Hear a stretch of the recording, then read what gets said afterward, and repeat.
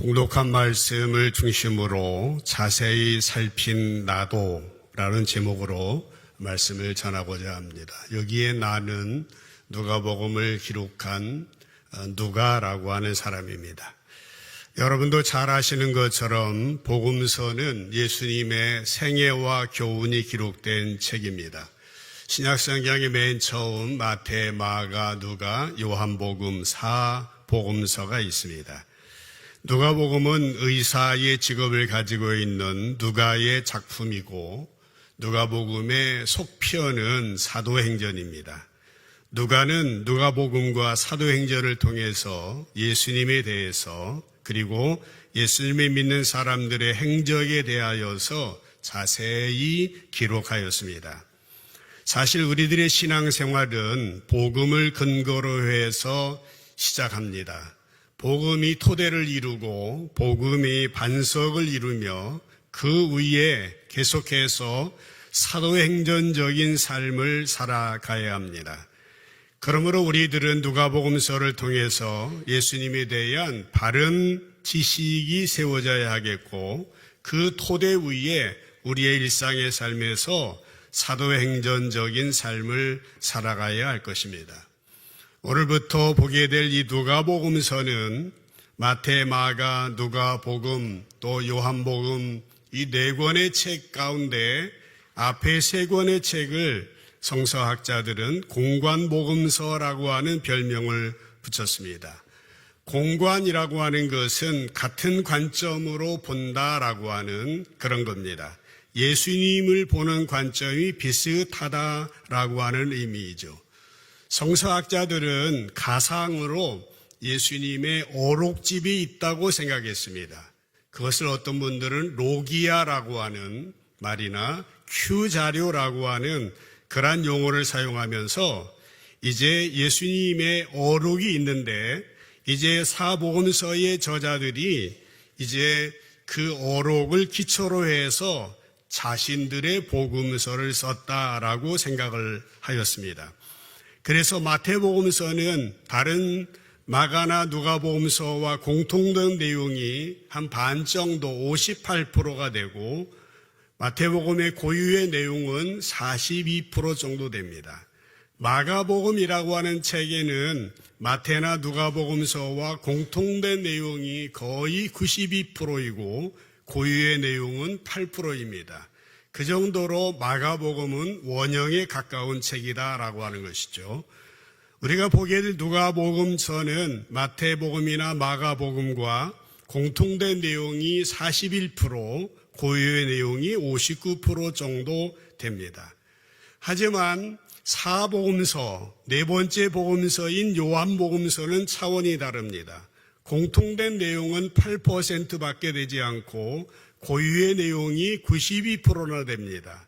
그래서 요한복음서는 예수님이 행하셨던 사역보다는 그 사역의 의미를 더 많이 설명해 놓은 차원이 전혀 다른 영적인 복음서입니다. 그래서 학자들은 제4복음서라는 이름을 붙이기도 하였습니다. 물론 공관복음서는 예수님을 비슷한 관점에서 소개했지만은 똑같은 책은 아닙니다. 강조점이 조금씩 다릅니다. 첫 번째로 마태복음을 보게 되면은 마태복음에서 마태가 소개한 예수님은 유대인의 왕으로 오신 예수님이었습니다. 그래서 마태복음 1장 1절에 보면은 아브라함과 다윗의 자손 예수 그리스도의 계보라, 족보다라고 하면서 마태복음이 시작이 되는 것입니다. 예수님이 유대인의 왕으로 다윗의 후손으로 오셨다라고 하는 것이고 유대인들이 꿈꾸는 메시아 왕국을 이루실 분이 바로 예수 그리스도시다라고 하는 의미입니다. 또 왕의 말은 곧 법입니다. 그렇기 때문에 마태복음에는 예수님의 말씀이 많이 나와 있고 많이 정리가 되어 있습니다. 대표적으로 천국 하나님 나라의 천국 시민의 생활 현장으로 알려진 산상수훈이 마태복음 5장, 6장, 7장에 거쳐서 나와 있고 13장에는 천국의 비유, 또 24장, 25장에는 종말에 관한 말씀들이 나오고 있습니다. 마태복음에서 이제 말하는 예수님은 유대인의 왕으로 오신 예수님입니다. 두 번째로 마가복음에서 강조하고 있는 것은 종으로 오신 예수님에 대한 강조입니다. 종은 말이 필요 없는 사람입니다. 말하는 사람이 아니에요. 일하는 사람입니다. 그러다 보니까 마가복음서에는 일하는 예수님이 아주 집중적으로 조명이 되고 있습니다. 그래서 곧, 즉시라고 하는 단어가 41번이나 나올 정도입니다. 그래서 여러분들이 마가복음서를 읽으시게 되면 굉장히 분주하게 동분서주하시는 예수님을 만나실 수가 있습니다. 특별히 마가복음에는 예수님의 이적이 많이 기록되어 있습니다. 복음서 전체에 있는 예수님의 이적이 36개 기록되어 있는데 그 중에 19개나 이제 마가복음서에 기록되어 있습니다. 그리고요, 마태복음이나 누가복음에 예수님의 족보, 예수님의 탄생에 대한 기록이 있고, 또 요한복음서에는 영원전부터 말씀이신 예수님의 성육신으로 요한복음이 시작되는데, 마가복음은 이런 것들이 다 생략되어지고 세리 요한의 활동으로부터 시작이 됩니다. 이 말은 무슨 말입니까? 종은 그 근원, 어떻게 태어났는지 그런 것을 살필 필요가 없기 때문에 마가복음에는 그런저런 내용들이 없는 것입니다. 세 번째, 누가복음은 인간이 되신 예수님에 대해서 강조를 하고 있습니다. 누가복음에는 다른 복음서에 없는 예수님의 인성에 대해서 많이 언급이 되어 있습니다.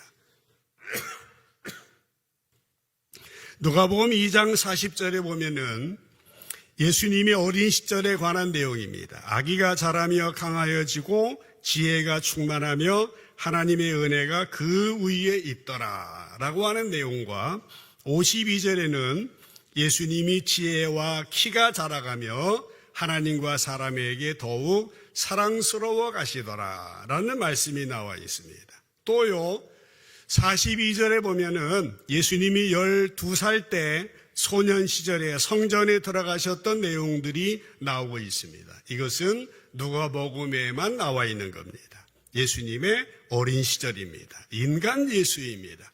또요, 예루살렘의 성을 보시고 예수님이 우셨다는 내용도 누가복음에만 나오고, 겟세마네 동산에서 기도하실 때에 땀이 핏방울과 같이 흘렀다라는 말씀도 누가복음에만 나옵니다.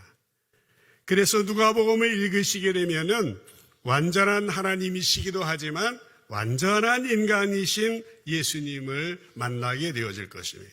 기대하시길 바랍니다. 요한복음에는 하나님의 아들이신 예수님에 대해서 강조하고 있습니다. 마태는 왕이신 예수님, 마가는 종이신 예수님, 누가는 인간이신 예수님, 이 요한복음에는 하나님이신 예수님입니다. 하나님의 아들이라고 하는 말은 하나님 자신을 말합니다. 그래서 요한복음에는 예수님의 신성을 강조하고 있습니다. 그래서 요한복음은 영원전부터 말씀으로 존재하신 예수님에 대해서 소개하시는 것으로 이제 요한복음이 시작합니다. 요한복음에는 그러므로 하나님만이 선언하실 수 있는 말씀이 많이 나옵니다. 헬라어로 에고에이미, 나는 누구누구다라는 겁니다. 요한복음 14장 6절에 보면은 내가 길이다, 진리다, 생명이다, 나는 선한 목자다, 양의 문이다, 이런 말씀들이 요한복음서에는 많이 나오고 있는 것입니다. 이렇게 4개 복음서에는 그 나름대로의 특장점들이 있는 것입니다. 오늘부터 보게 되는 누가복음의 저자 누가에 대해서 성경에는 그렇게 많이 언급이 되어 있지는 않습니다. 단지 등장하는 그의 속에는 직업이 의사라고 하는 것, 그리고 바울의 동역자라고 하는 정도만 언급이 되어 있습니다. 어떤 학자들은 추측을 합니다. 바울이 전도여행하다가 드로아에서 환상을 보지 않습니까? 건너와서 우리를 도와주십시오 라고 말한 마게도니아 사람의 환상이 나오게 되는데, 마게도니아 사람이 바로 누가였을 거다라고 그렇게 해석하기도 하였습니다. 어쨌든 이 누가복음서의 이 말씀을 우리가 볼 때에 가장 먼저 누가에 대하여서 우리가 살펴보아야 할 것입니다. 먼저 의사로서의 누가를 알아보기를 원합니다. 당시 주 2세기의 의학은 그 이전에 비해서 피학적으로 발전을 했다고 합니다. 그러니까 누가가 살고 있었던 당시의 의학 수준은 놀랍게도 18세기 1800년대 초반과 비슷할 정도라고 말하는 분들도 있습니다. 당시 로마 제국은 의사들을 관리하는 기구를 이미 가지고 있었고 새로 의사가 된 사람들은 기존의 의사 아래에서 지금의 인턴과 같은 훈련을 받기도 했다고 합니다. 그래서 지도 의사들은 신임 의사들의 치료 방법을 세심하게 관찰하고 실수할 때는 엄하게 꾸짖기도 했고 어떤 경우에는 의사의 자격을 박탈하기도 했다고 합니다. 이런 점으로 보아서 누가는 다른 제자들보다 다른 기록자들보다 훨씬 더 많은 과학적인 지식을 가지고 문학적인 지식을 소유했을 것이라 라고 생각하고 있습니다. 이제 그러다 보니까 예수님이 처녀의 몸을 통해서 태어났다라고 하는 그런 기록은 마태복음하고 여기 누가복음서에만 있습니다. 동정녀 탄생입니다. 그런 그 중에 하나가 누가복음에 의사가 의해서 기록된 누가복음에 동정녀 탄생이 기록됐다고 하는 것은 굉장한 의미가 있는 일입니다. 누가는 의사였습니다. 그는 처음부터 동정녀 탄생을 기록해 놓은 것은 예수님의 행적을 자세히 조사하면서 그분의 탄생이 특별했다고밖에 결론 내릴 수밖에 없었다라고 하는 것입니다. 그것이 의사의 말이기 때문에 더욱 신뢰를 주고 더 큰 힘을 얻게 되어지는 것입니다. 누가는 예수님의 초자연적인 역사와 비교할 수 없는 가르침 그리고 죄 없으신 삶, 부활과 승천을 살펴본 다음에 그가 비록 의사이었지만은 동정녀 탄생을 받아들일 수밖에 없었던 것이죠. 또 누가복음에는 다른 복음서에 없는 치료에 관한 부분들이 많이 있습니다. 그리고 병에 대한 기록도 많습니다. 18년 동안 허리를 펴지 못했던 여인을 고쳐주신 이야기라든지 또 배에 물이 차는 수종병, 고창병으로 고생하는 사람을 고쳐주신 거라든지 10명의 한센병 환자를 고쳐주신 것 등등은 누가복음서에만 기록이 되어 있습니다. 또요, 예수님이 잡히실 때 베드로가 검을 꺼내어서 대제사장의 종의 귀를 잘랐습니다. 그것은 사복음서 모두 기록되어 있지만은 누가복음에는 예수님이 그 종의 귀를 고쳐주셨다라고 하는 내용이 이 누가복음서에만 나와 있습니다. 그런데 누가가 그의 직업이 의사였기 때문에 예수님께서 병자를 고치신 것에 대해서 기록한 것은 아닙니다. 누가가 다른 복음서에 기록되지 않은 것을 기록할 수 있었던 것은 어떻게 합니까? 그만큼 열심히 조사했고 또 섬세한 마음의 소유자였기 때문이라고 말할 수밖에 없습니다. 예를 들어보면은 해당장 야이로의 12살 된 딸이 죽었을 때에 예수님이 고쳐주시는데요. 그 기사도 역시 공관복음서에 모두 나옵니다. 하지만 누가복음서에만 그 딸이 외동딸이었다라고 언급이 되어 있습니다. 또 변화산에 예수님이 베드로, 요한, 야고보와 올라가시는데 거기에서 모세와 엘리야와 함께 이야기를 나누고 내려오십니다. 산 아래에 남아있었던 9명의 제자들은 귀신 들린 아들을 데리고 온 아버지가 아들을 고쳐달라고 했지만은 고쳐주지 못하고 쩔쩔매고 있습니다. 이 이야기도 역시 공관복음서에 모두 나와 있습니다만은 이 아들이 외아들이라고 하는 사실은 누가복음서에만 기록이 되고 있다고 하는 겁니다. 이것은 얼마나 그가 섬세한 마음을 가지고 있는 섬세한 마음의 소유자였음을 우리는 알 수 있게 하는 부분인 것입니다. 그는 의사로서의 사역자였습니다. 두 번째, 그는 사도 바울의 동역자로서 그는 사역을 하게 됩니다. 동역자입니다. 사실 우리가 사는 이 세상에서 주연에 대해서는 관심이 많지만은 조연은 누구인지 기억해 주지 않습니다. 사도행전의 역사를 보아도요, 주연은 누굽니까? 자타가 공인할 정도의 사도 바울입니다. 누가는 조연 중에서도 조연이라고 할 수 있습니다. 세상에서는 주연과 조연의 출연료나 상금은 상당히 다릅니다. 그러나 하나님의 나라는 그렇지 않습니다. 하나님 나라의 상급은 공평합니다. 단지 역할만 다를 뿐입니다. 혹시 여러분들이 교회에서 남녀전도회에서 구역에서 어느 모임에 사역할 때에 누가 주연이고 누가 조연이다 그런 마음을 갖고 계십니까? 그렇다고 한다면은 성경에서 그렇게 말씀하고 있지 않음을 우리는 알아야 됩니다.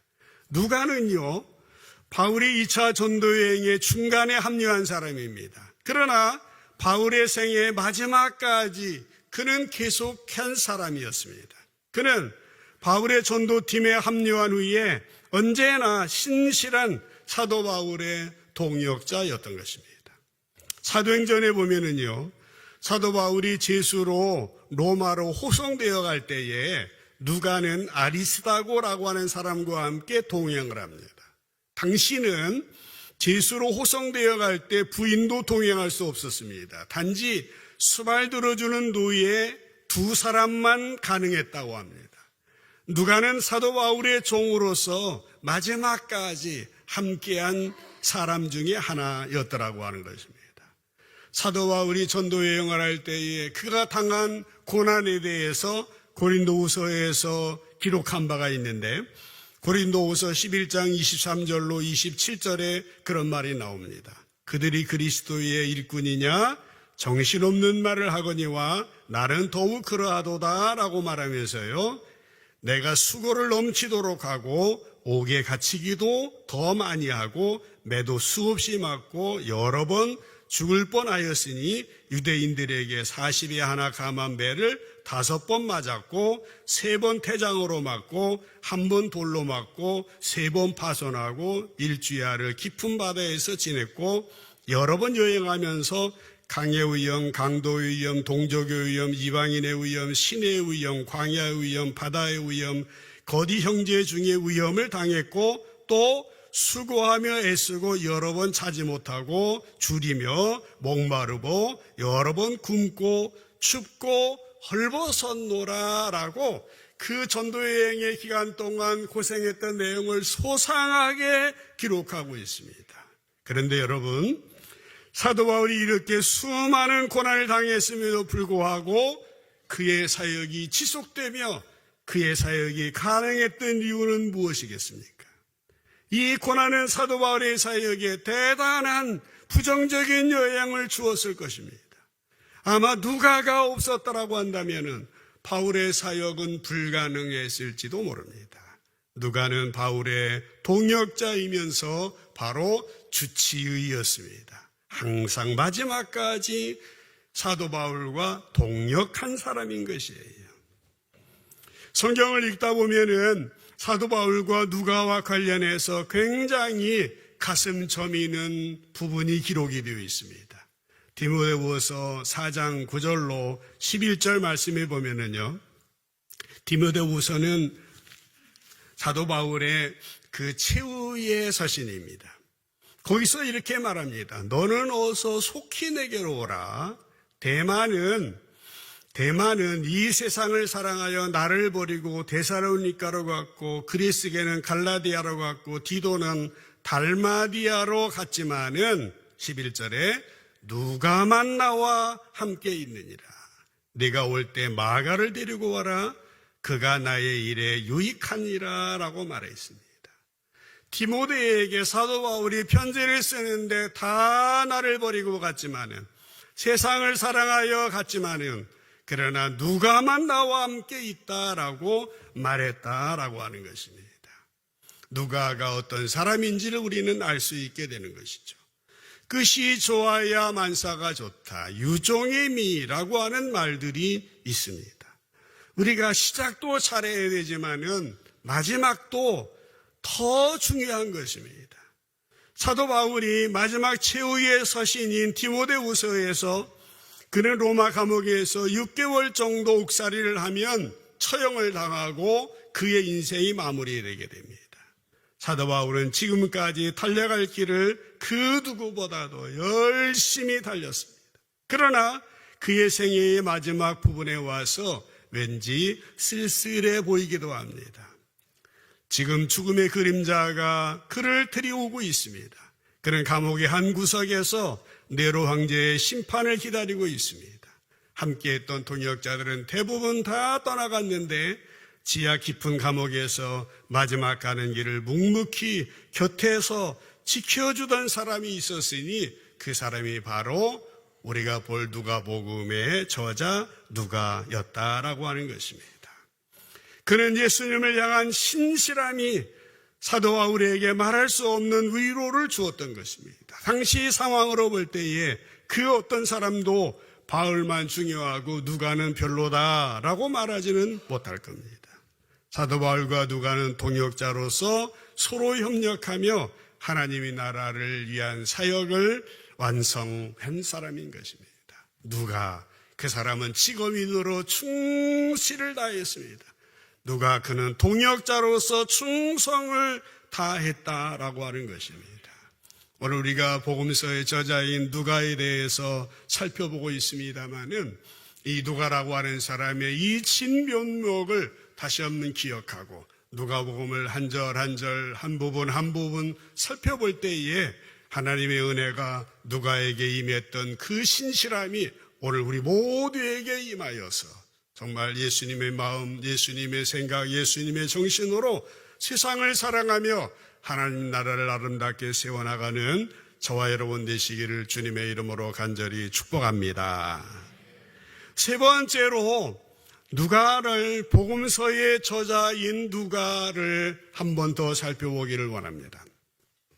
누가복음을 보면은 이제 말씀드렸습니다마는 그의 세심함, 그의 아주 예민함이 그 인격적인 부분들이 잘 나타나 있는 것입니다. 누가복음에는 몇 가지 특징이 있어요. 첫 번째의 특징을 보면은 잃어버린 자에 대한 구원에 대하여서 강조하고 있다라고 하는 겁니다. 잃어버린 자. 여러분, 우리들은 어떤 사람들입니까? 잃어버린 자였습니다. 그러나 예수님이 우리를 구해내 주셨죠. 누가복음 15장에 보면은 세 가지의 비유가 나오는데 그 세 가지의 비유는 잃은 양의 비유, 잃은 동전의 비유, 잃은 아들, 당자의 비유가 나옵니다. 이 비유의 공통점은 모두 다 잃어버렸다가 찾았다는 것이에요. 그런데요, 이 중에 잃어버린 동전 비유와 탕자의 비유는 누가복음서에만 나오고 있습니다. 또 어린아이들도 잘 아는 삭개오의 이야기 또한 누가복음서에만 나옵니다. 예수님은 삭개오에게 말했습니다.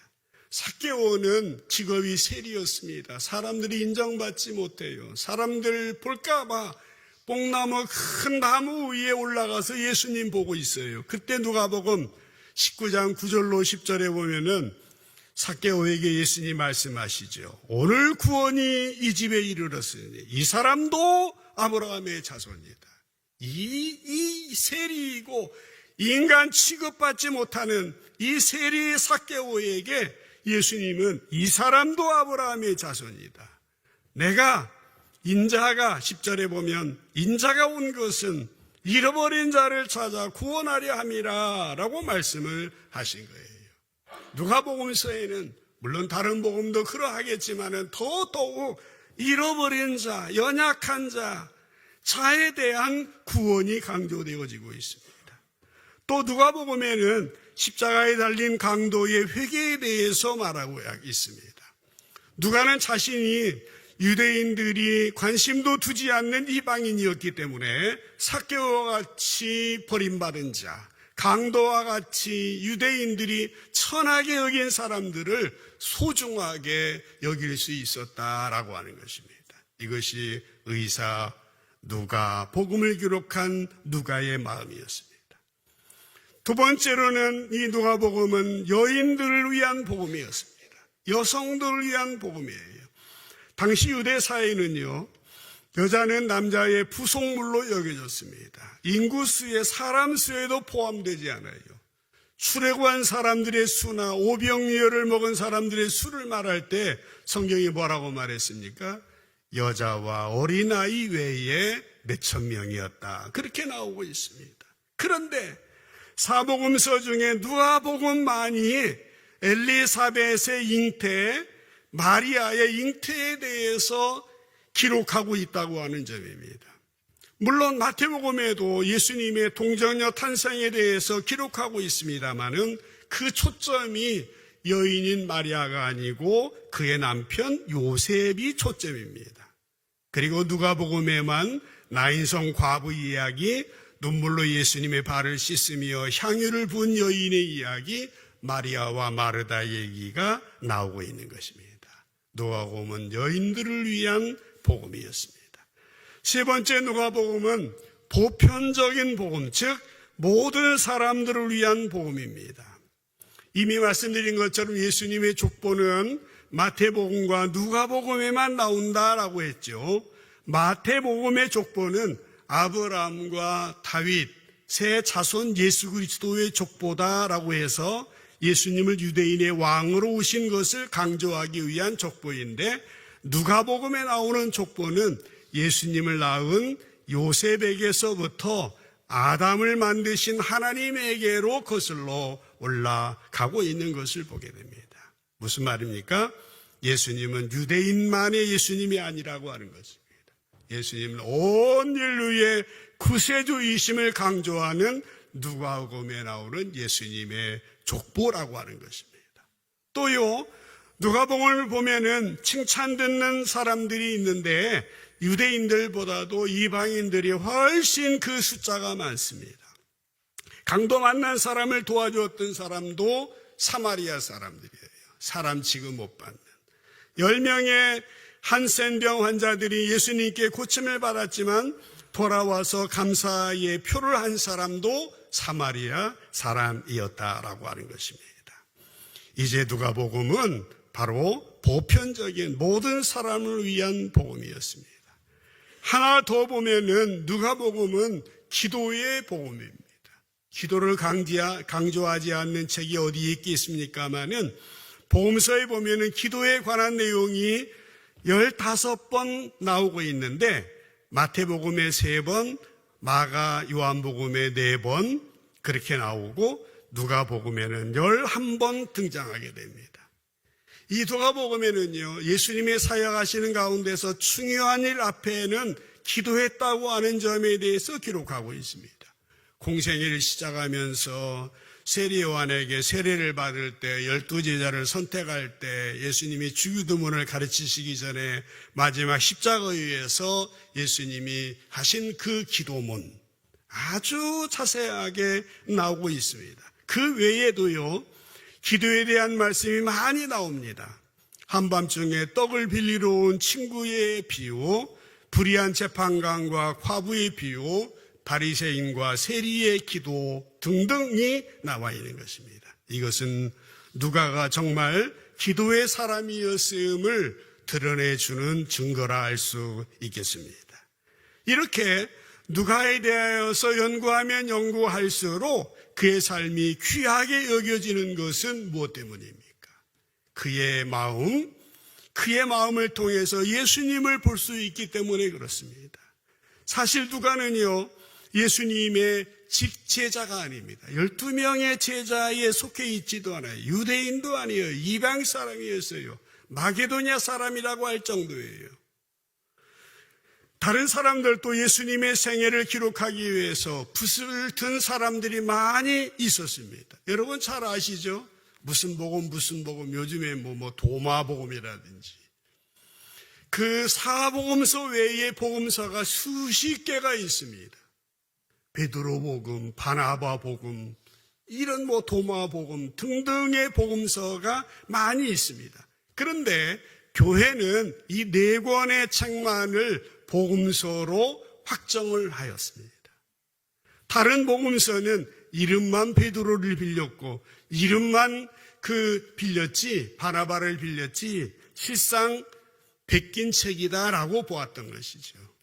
그래서 그런 책을 교회에서는 4권의 복음서는 정경이라고 그러고 그 책을 외경이라고 하고 외경에 포함 안 되는 책을 위경이라고까지 하게 되어지는 것입니다. 이렇게 예수님의 생애에 대해서 기록한 사람들이 많이 있었지만은 주님께서는 성령님을 통해서 교회에 기름 부어주시고 누가가 기록한 누가복음을 성경으로 삼게 해 주셨다라고 하는 것입니다. 오늘 우리는 이 누가라고 하는 사람에 대하여서 여러 측면에서 살펴보면서 우리가 누가복음서를 읽을 때에 어떠한 마음을 가지고 누가복음서를 읽고 설교를 드릴 것인지 여러분에게 좋은 인사이트가 됐으면 좋겠습니다. 오래전에 영화 가운데 패치 아담스라고 하는 그런 영화가 있었습니다. 저분 로빈 윌리엄스라고 하는 그 주인공인데요. 이 영화는 실화를 바탕으로 했다고 합니다. 헌터 아담스라고 하는 사람의 실화인데요. 그는 불우한 가정 환경을 비관하고 사회에 적응하지 못하다가 스스로 정신과에 입원을 했다고 합니다. 그런데 그곳에서 정작 그를 치료한 사람은 의사가 아니라 자신의 문제에 서로 귀 기울여주는 동료 환자들이었다라고 하는 것입니다. 그 이후에 그는 인생의 새로운 목표를 찾고 다른 환자들이 붙여준 패치라고 하는 애칭을 얻고 병원을 나왔는데 그는 늦은 나이에 의대에 입학을 하게 되었고 뜻을 같이 한 친구들과 가난한 사람들을 위하여서 사설 무료 진료소를 세운다라고 하는 내용입니다. 이 영화의 마지막에는 지금도 수많은 의사들이 아담스의 뒤를 따르고 있다는 자막이 흘러나오게 되는 것입니다. 요즘 의사들이 집단 행동을 해서 우리의 마음을 아프게 하고 있습니다마는 그러나 우리 교회에 계신 의사 선생님들은 그렇지 않다라고 말을 많이 듣고 있습니다. 의사이면서 사역자인 최초의 사람이 오늘 누가복음을 쓴 의사인 것입니다. 전 세계 수많은 기독 의료인들이 누가를 본받으려고 하고 있습니다. 그 사람들의 단체의 이름에는 대부분이 누가라고 하는 이름이 들어 있습니다. 누가 선교회, 누가 이렇게 되어 있습니다. 누가는 이방인이었기 때문에 그는 더 많은 사람들을 품을 수가 있었습니다. 여러분, 누가라는 이름의 뜻은 빛난다라고 하는 그런 뜻입니다. 그는 자신의 이름을 빛내는 삶을 산 것이 아니라 주님의 이름을 빛내는 삶을 살았습니다. 그러나 주님께서는 그의 이름을 빛나게 해 주신 것이죠. 그래서 오늘 우리들이 이 누가에 대해서 집중적으로 살펴보고 있는 것입니다. 사랑하는 성도 여러분, 누가는 단지 의사였기 때문에 주님께 쓰임받은 것이 아닙니다. 그는요, 예수님을 인격적으로 만났습니다.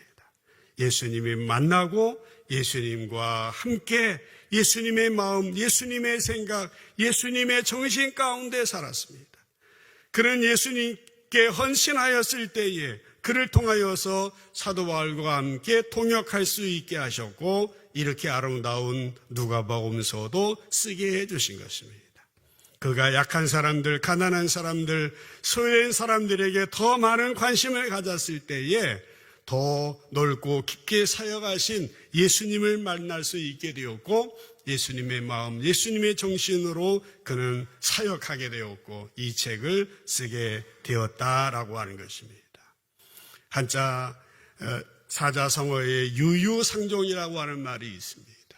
유유상종, 끼리끼리, 비슷한 사람끼리 친구를 보면 사람을 안다라고 하는 말도 있는 것입니다. 그러나 여러분, 우리는 누구입니까? 기독교 신앙인들입니다. 신앙의 세계는 그렇지 않아야 됩니다. 그리스도인들은 얼마나 부족한 사람들 틈에 있느냐가 그 사람의 신앙의 인격을 증거합니다. 왜 그렇습니까? 예수님이 그렇게 하셨기 때문이라. 우리가 좋은 사람, 괜찮은 사람, 그럴듯한 사람, 내가 만나는 사람은 물이 좋아, 내가 만나는 사람은 품위가 있어, 내가 만나는 사람은 이런 사람이야, 그런 것이 성도의 삶이 되어서는 안 되는 것입니다. 항상 예수님의 주변에는 누가 있었습니까? 귀신 들린 사람, 시각장애인들, 중풍변자들, 세리, 거리의 여인들, 죄인들, 이런 사람들이 있었던 것입니다. 사랑하는 성도 여러분, 우리의 신앙이 더해갈수록, 우리의 신앙이 더욱 깊어갈수록 우리는 더 많은 사람들을 이해하고 더 많은 사람들을 품어줄 수 있어야 됩니다. 여유 있는 사람이 되어야 됩니다. 넓은 가슴을 가진 사람이 되어야 됩니다. 폭넓은 사람이 되어야 됩니다. 포용적인 사람이 되어야 하는 것입니다. 여러분, 안타깝게 연초에 데이터 연구소에서 설문조사를 했어요. 설문조사에는 어떤 조사를 했는가 하면은 기독교인이면 가장 먼저 떠오르는 상징적인 이미지 단어가 뭐냐라고 질문을 했어요. 그런데 1위가 뭔지 아십니까? 기독교인들은 배타적이다 라고 하는 겁니다. 그 뒤에 나오는 여러 가지 세속적이고 이기적이고 탐욕적이고 그런 내용들이 2위, 3위, 4위, 5위를 늘어놓고 있는 것입니다. 배타적이다. 우리가 함께 누가복음서를 상고해 나갈 때에 우리는 의사 누가의 이 마음, 그리고 그의 마음 속에 사로잡고 있었던 예수님의 마음을 우리가 배워야 합니다. 넓고 깊으신 주님의 마음. 그래서 우리 모두는 예수님을 깊이 연구했던 누가와 같이 이 시대를 밝히는 또 한 사람의 누가가 되어야 한다고 하는 것입니다. 오늘 저는 설교 제목을 자세히 미루어 살핀 나도라고 정하였습니다. 자세히 미루어 살폈습니다. 뭐리요? 예수님이 하신 일, 예수님 만난 사람, 예수님이 하신 말씀, 예수님이 하신 사역을 자세히 미루어 살핀 누가는 자기의 이름처럼 예수님의 빛을 온 누리에 드러내게 되었습니다. 그 주위에 있는 연약한 사람, 소외된 사람, 귀신 들린 사람, 세리와 거리의 여인들과 이 죄인들, 이런 사람들에게 구원의 복음을 전했더라고 하는 것입니다. 이것이 그의 모습이었더라고 하는 것입니다. 우리가 하나님 말씀을 살펴가면서 우리 모두 예수님을 깊이 연구했던 누가와 같이 정말 이 시대를 밝히는 하나님의 사람들이 되어야 하겠습니다. 배타성을 버리고 이기성을 버리고 넓은 마음을 가지고 우리 지체들을 품고 연약한 자들을 품고 이 세계를 품어나가야 하는 것이 우리 기독교인들로서의 사명입니다. 우리나라는 지금 어떤 상태입니까? 남과 북이 나눠 있어요. 동서가 나누어 있습니다. 이념과 세대 간의 빈부의 차이, 얼마나 소란스러운 우리 그리스도인들이 아니면은 3월 1일 날 민족화합 기도회의 모임을 가졌습니다. 얼마나 많은 분들이 오셔서 뜨겁게 민족화합을 위해서 기도했는지 모릅니다. 우리가 모두 감동하고 감격을 하였습니다. 우리 나라를 위해서, 온 세계를 위해서 주님께서 우리에게 주신 그 마음은 사랑의 마음이에요. 평화의 마음인 것입니다.